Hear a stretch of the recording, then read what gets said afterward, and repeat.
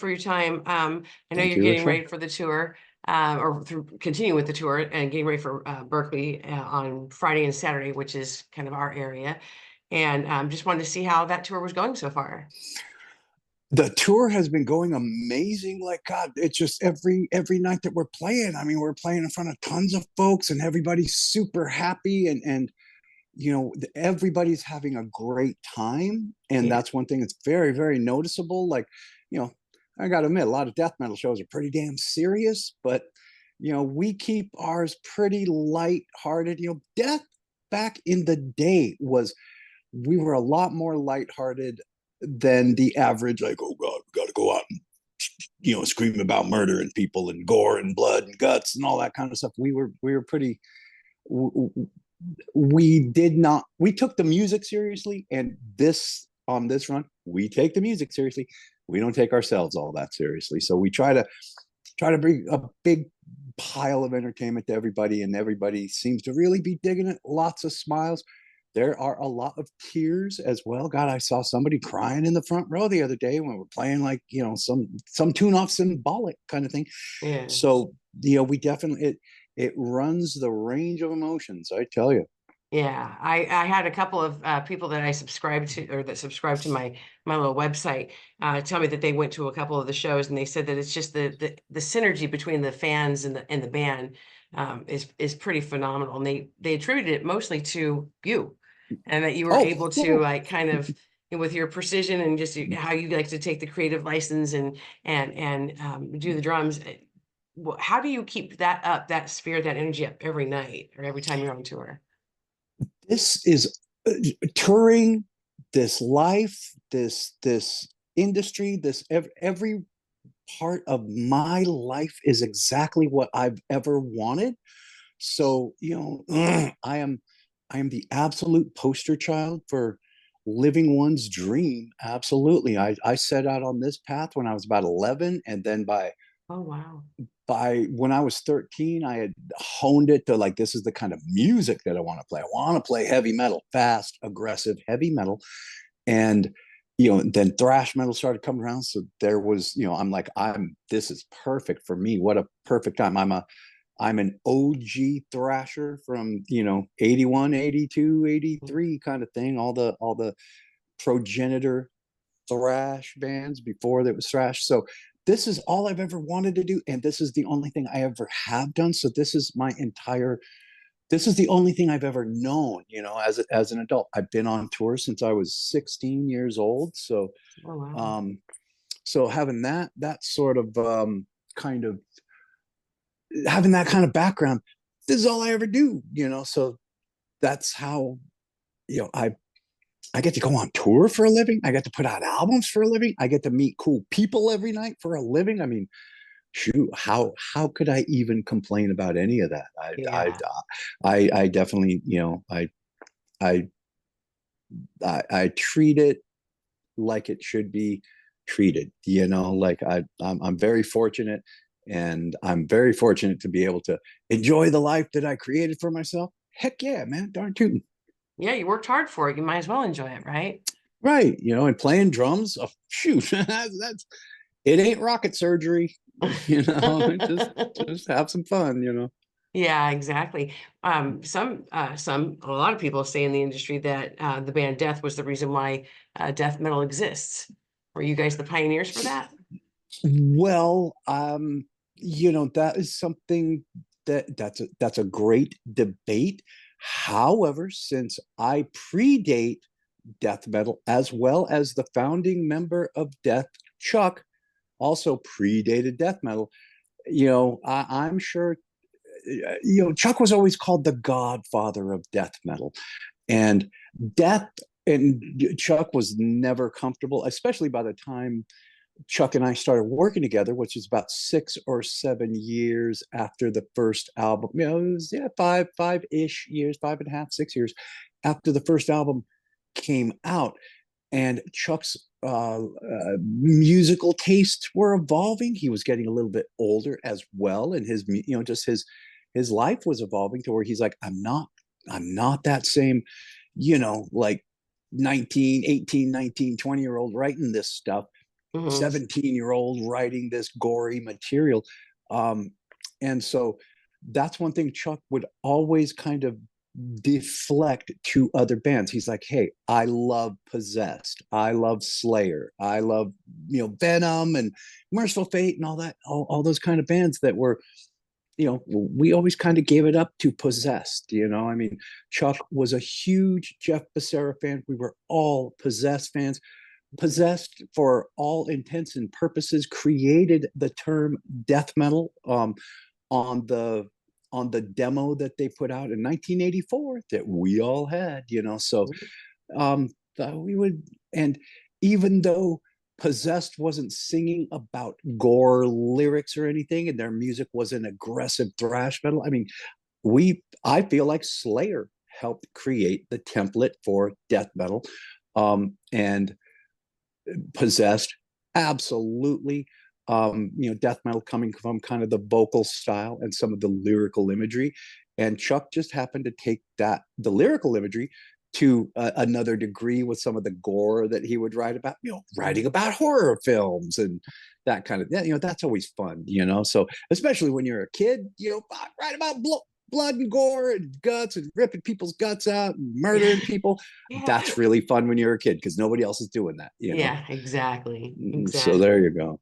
Well, speaking of nicknames, you are known as the Atomic Clock.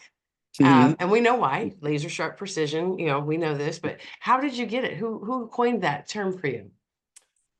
I that was actually Chris Valago, the heathen from Lord Heathen from the band Zimmer's Hole. Okay.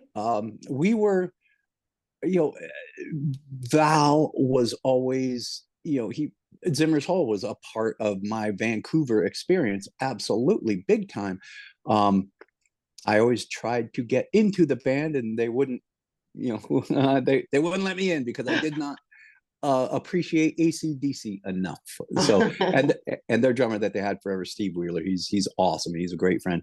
And but Val is also, he at the time when Strapping was rehearsing at Val's chopper shop. Oh, Val had Val is still in the movie industry. He's a special effects designer. He designs crazy, amazing, physical special effects, and he also builds choppers. And so we were at his chopper shop rehearsing, and there was one time when I think it was Devin and myself jamming, and Val just happened to walk by when we had finished jamming a tune. We were probably, working on the Alien record sort of thing or something like that. And just Val just walked by. He's like, hey, yeah, Hoglan, God, you are the atomic clock back there. And it just kind of stuck. I thought, well, that's kind of fun. It sure beats Gene the drumming machine or something like that. I'm like, oh, well, that's fun. And I think we had just listed, like, I remember on Alien when we were turning in our like the special thanks lists, and you know I had put for the drums, I'd put Gene Hoglan, the Atomic Clock. I did not put drums on it. I just meant the Atomic Clock. The drums on this album are the Atomic Clock. But of course, the art director, like art directors do at record labels, they take it upon themselves to think the band. I've learned how to put the sick in Yeah. parentheses. I mean this, like it's a misspelling, but it's purposeful, that kind of thing.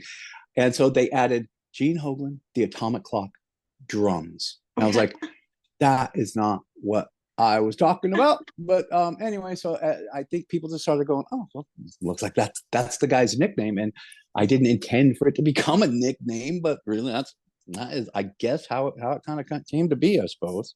Yeah, well, I think it comes in handy too, because I last April I attended at the San Francisco Masonic the Death Clock Necrogoblicon Baby Metal concert.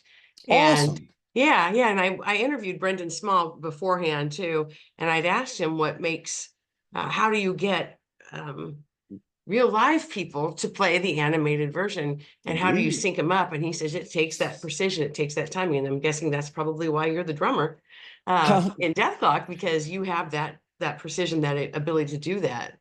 Well, um I would imagine that's probably the case. Brendan is very he's very gracious and complimentary, and so I do appreciate that. But yeah, when it comes to a death clock, he probably explained that we do play to a click track, mm, and we are playing to that screen behind us, and all of that has to just line up perfectly. And so you are not allowed to make any mistakes. You're not allowed to have an off show.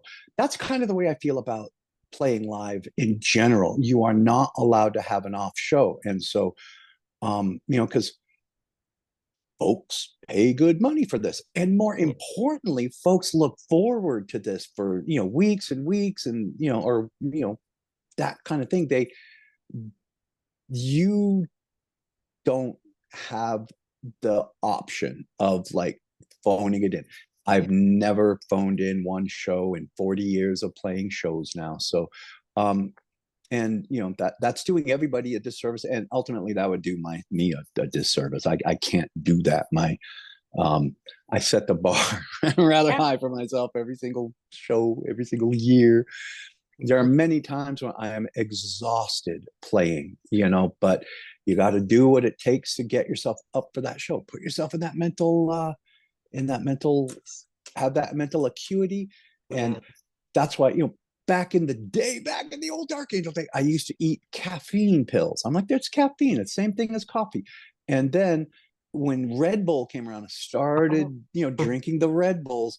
And then when, I started getting more on the healthier side of things, I drink a thing of superfood, which is just concentrated vegetables and vitamins. Yeah. Yeah. That's my thing. I've said it many times. We used to be rock and rolling, now we're raw granola. It's like I'm going to go that route before. And back in death, before there was, I back in the old death days when I didn't need the caffeine pills because death was not Dark Angel music where it was just like, oh God, the fastest thing ever.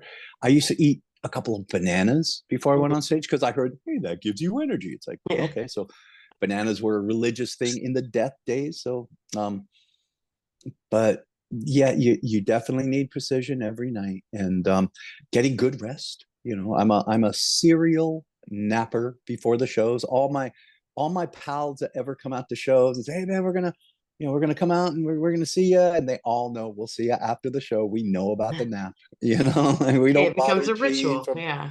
it. Absolutely a ritual from the strapping young lad days, totally. So I do what it takes to keep the precision going, Yeah. totally. Nope, nope. And we as fans totally appreciate that. So Thank you. you said that you're always exhausted. You've got the Shiro napping, or you got it down. What about touring do you love, and what about touring do you hate? um the playing live, obviously, and getting to connect with the fans. A lot of times you don't get to connect with the fans on a direct basis, as much as we used to. I freely admit that, but you get to connect with the fans on stage.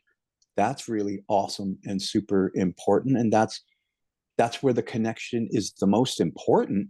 You've got to connect with 1,000 people out there, kind of thing. And so that's always amazing. The have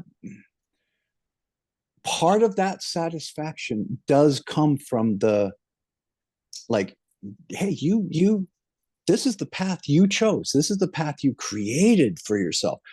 And having, going through, if I ever, just thinking about all the winding roads of this life that has led me to right this moment right here. I usually don't give a big giant overview thought, but I mean there was giant piles of stuff that got us to here, me to here. And not all of it is positive, of course, but you take any sort of obstacle or some sort of whatever obstacles you have hit, you've figured out a way to get beyond them. And so I'm really proud of that. So that's part of the touring. Like, I've created a very independent life for myself in terms of my career. I really enjoy what I do, so it's a win-win. And like anytime the schedule ever gets like crazy, like where it's like you're doing this and directly into that, this recording session directly the next day after the recording session, you are going on tour. And then the second that tour is done, you are going on the next tour. The minute after that is done, you've got a recording session again, and then you got to start another tour right after that. Mm. That's currently what I'm in right now. I've been on the road since February.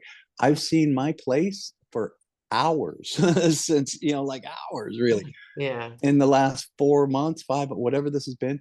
But anytime the schedule gets really crazy, I can't complain. I don't complain. I'm just like, you asked for this, you created this, and this is exactly what you said you were going to be doing back when you were a young dude. So, be happy. You created this. Don't Yeah. complain.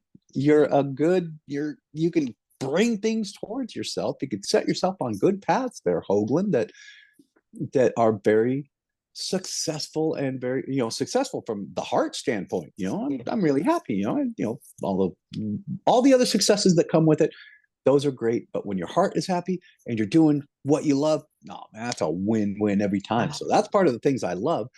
I will admit the travel is sometimes, um, that the actual travel itself, when you're having to take care of all the plane flights and do all that kind of, yeah. get on planes and travel for hours and hours. But then, what can you do?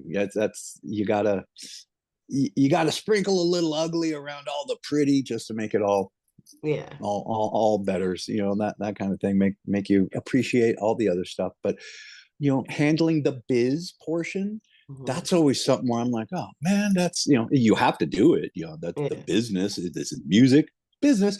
I get both. I get the music and I also get the business. So shoot, but that's that. That will create some late nights and some sleepless nights when you're trying to figure out how to put fires out 4 shows down the road, kind of thing. Like, this is going to be an issue over here, that kind of thing, let alone all the things that are going on just today on tour, because I am definitely deeply involved in all aspects of touring for Death to All, for Dark Angel, and all that sort of stuff. That's why I really appreciate the death clocks in my life, the Yeah. Bear McCreary's in my life, where it's like, dude, all you got to do is go be a drummer and make sure you play to the click.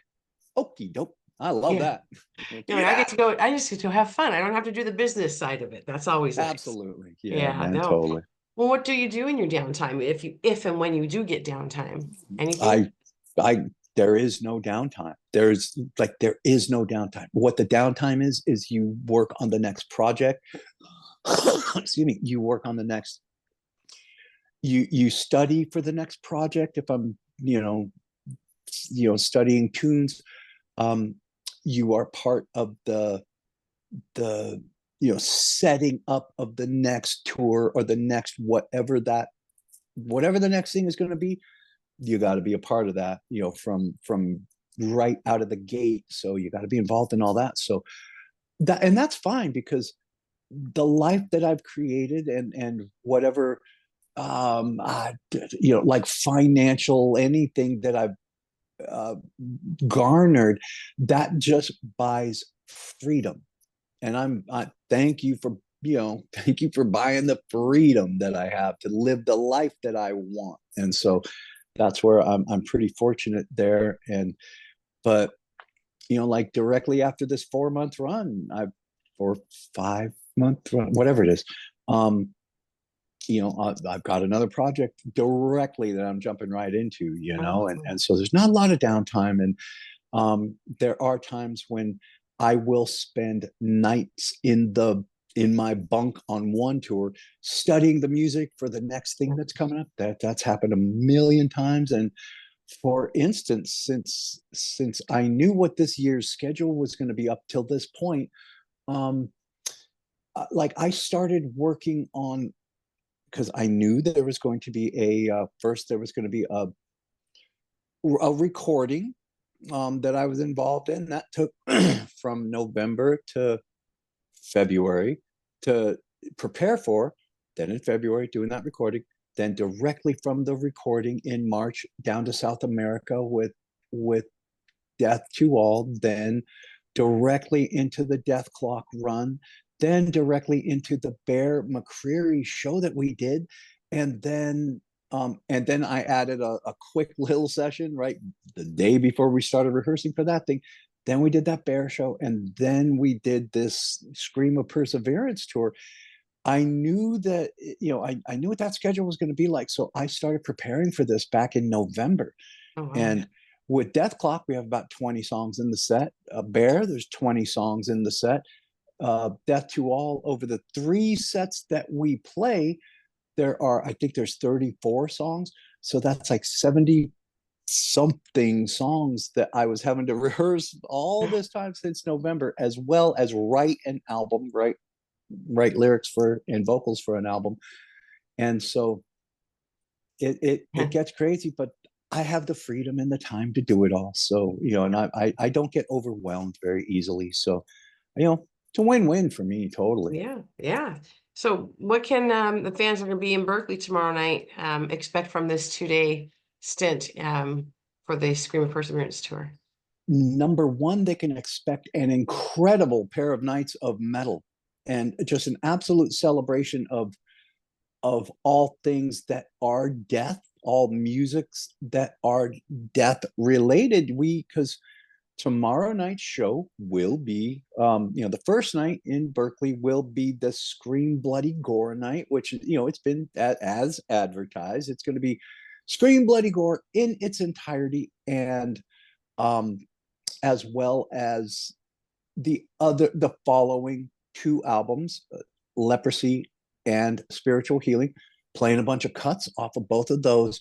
And then the night after that will be, of course, The Sound of Perseverance in its entirety, as well as, kick-ass tunes from Human, Individual, Symbolic. And so that's pretty cool. And we've also got some local special guests that are going to be joining us on stage. It's going to be super cool. And the Bay Area has some ex members in their general vicinity, and some of them were ex recording members, some of them were ex touring members, but they're all part of the Death family. And we've got some confirmations that some of the guys are going to come down and at least show up, but definitely, from what I hear, also doing some jamming. So we're going to have some guest musicians on stage. That's going to be fun. So a couple of little really cool surprises, and I'm sure anybody who's followed Death, and especially who are aware of Death's Bay Area connections, they'll be able to put those couple of names together. So that's gonna be pretty darn cool. And yeah, man, we're gonna one thing it's gonna be like, we are at the apex of our playing right now. The shows are tight, tight AF, man, let me tell you. And we just have such a good time. We have such a Bay Area connection. We've got a lot of friends and family coming out and all that. And so, of course, Steve DiGiorgio, our bassist, lives in the general Bay Area, way, way, way East Bay. But yeah, so we've got a lot of pals coming out. And like I tell everybody, it's like, do not be the person that gets the phone call the next day going, man, where were you? Like, God, that was, what a great night. You got these killer players playing the entirety of the Death catalog, is all touched on. We're not one of those projects that just, like we could be like, well, okay, Steve, you played on Human and Individual. I played on Individual, Symbolic. Bobby, you played on Symbolic. So we're just going to concentrate on those 3 albums. That is psychotically wrong. Like, we aren't going to do that. Like, we're going to do the whole thing because we're all parts of all of it. And, that's how to do a celebration of Chuck, properly. Like, I don't consider this to be a tribute band. It is a celebratory band, like, yeah, so there you go. But we're definitely having a great time with it.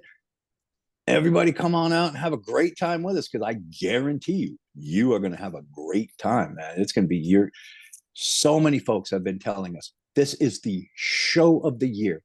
Mhm, Absolutely best show I've seen all year. So mhm. that's pretty darn cool. So we will take that. Yeah, absolutely. In fact, that's what I got on my emails from people Oh, saying, cool. who should I interview? I always send out to my subscribers who I should interview next. And you were the one that came up. So I was like, oh, and luckily I was able to hook up this couple minute interview. So I really appreciate it.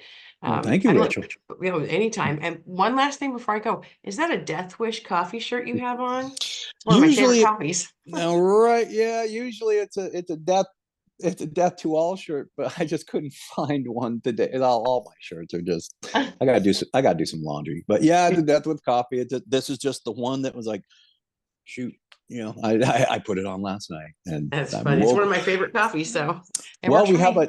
we have a ton of it on the bus, and we call it scary coffee because like it'll give you heart palpitations, and I'll drink 3 cups of this, and I mean like the big, tall, giant, the red solo cups. Oh, And what I do, I drink my coffee like I had a 1 cup.